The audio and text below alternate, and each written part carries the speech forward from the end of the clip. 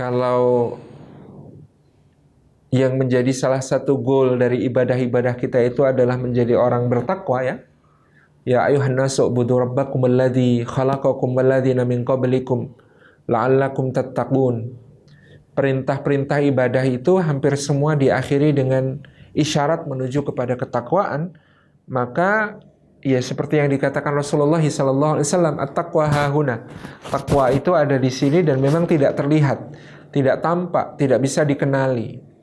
Tetapi memang bukan tugas kita untuk melihat kepada orang lain, menyeksamai, mencari-cari ciri-ciri itu kepada orang lain. Tapi kita memang diperintahkan Allah untuk berfokus memperbaiki diri kita, melakukan upaya-upaya mujahadah kepada diri kita supaya mencapai derajat ketakwaan tersebut. Dan selebihnya hanya kita jangan sampai merendahkan orang lain, meremehkan orang lain. Sebagaimana Allah mengatakan, inna akramakum indallahi atqakum. Yang paling mulia di antara kalian di sisi Allah adalah yang paling bertakwa. Tetapi takwa itu tidak dimunculkan oleh Allah, tidak diperlihatkan oleh Allah.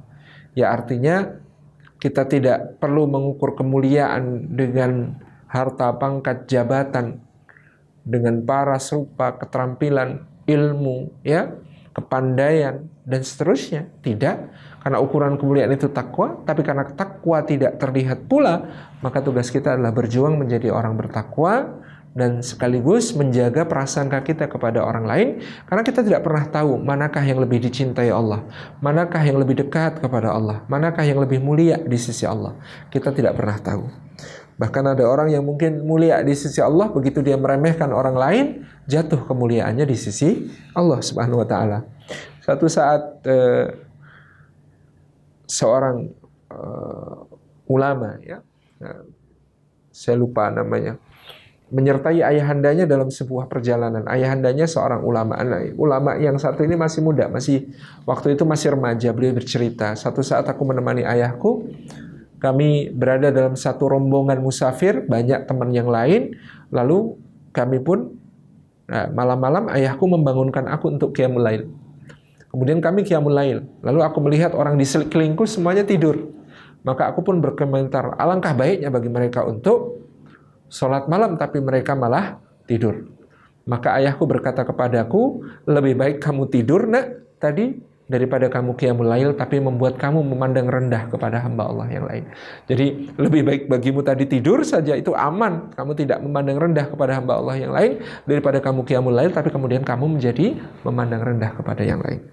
Yang kedua, tentang tanda-tanda kefasikan, tentu kita mengenali tanda-tandanya dari apa-apa yang Allah Subhanahu wa taala dan Rasulnya SAW sampaikan.